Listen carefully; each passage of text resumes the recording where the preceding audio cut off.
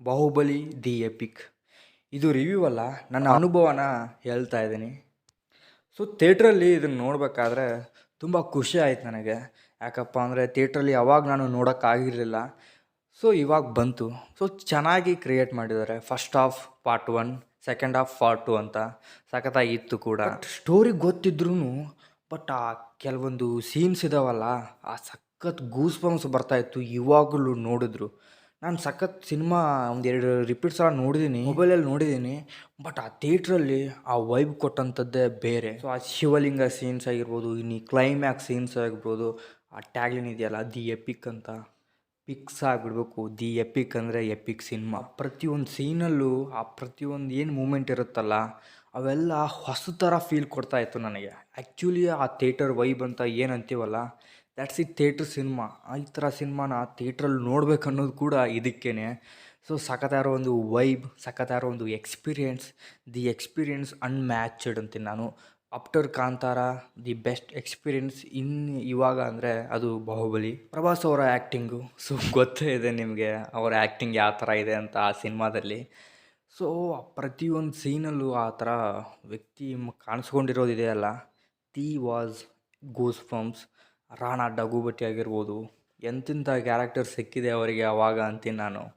So ಪ್ರತಿಯೊಂದು character so ತುಂಬ ಜನ ನೋಡಿದ್ದೀರಾ, ಬಟ್ ರಿಪಿಟೇಟಿವ್ ಆಗಿ ನಾನು ಹೇಳ್ತಾ ಇರೋದಕ್ಕೆ ಸ್ವಲ್ಪ ಎಲ್ಲೋ ಇದಾಗ್ತಾ ಇದೆ. ಸೊ ಪ್ರತಿಯೊಂದು ರಿವ್ಯೂವಲ್ಲೂ ಕೂಡ ನಾವು ಹೇಳ್ತೀವಿ ಸಿನಿಮಾ ಚೆನ್ನಾಗಿದೆ, ಸಿನಿಮಾ ಇದಿದೆ ಅಂತ. ಬಟ್ ಈ ಸಿನಿಮಾ ನಿಮಗೂ ಗೊತ್ತು, ಇಡೀ ಎಲ್ರಿಗೂ ಗೊತ್ತು.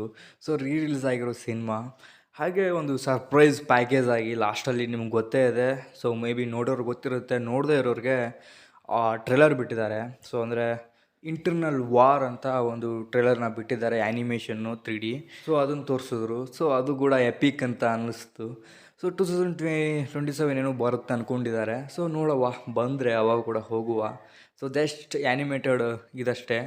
ಸೊ ನಾವೆಲ್ಲೂ ಪಾರ್ಟ್ 3 ಅನೌನ್ಸ್ ಮಾಡ್ತಾರೆ ಅಂತ ಮಾಡಿದ್ದೆ, ಬಟ್ ಆ ಪಾರ್ಟ್ 3 ಅನೌನ್ಸ್ ಕೂಡ ಮಾಡಿಲ್ಲ. ಯಾಕಂದ್ರೆ ಗೊತ್ತೇ ಇದೆ, ಎಪಿಕ್ ಅಂದರೆ ಎಪಿಕ್. ಎಪಿಕ್ ಅನ್ನೋದು ಒಂದೇ ಇರುತ್ತೆ.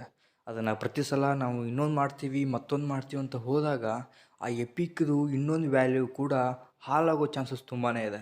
ಬಟ್ ಅದನ್ನು ಹಾಳು ಮಾಡಲ್ಲ ರಾಜಮೌಳಿ ಅವರು. ಬಟ್ ಆ ಎಪಿಕ್ ಅನ್ನೋದು ಒಂದಿದ್ದರೆ ಅದೇ ಚೆನ್ನಾಗಿರುತ್ತೆ. ಸೊ ಸಿನಿಮಾ ಎಕ್ಸ್ಪೀರಿಯೆನ್ಸ್ ಕೊಟ್ಟೋದಂತೂ ಹೆವಿ ಅಂತೀನಿ ನಾನು.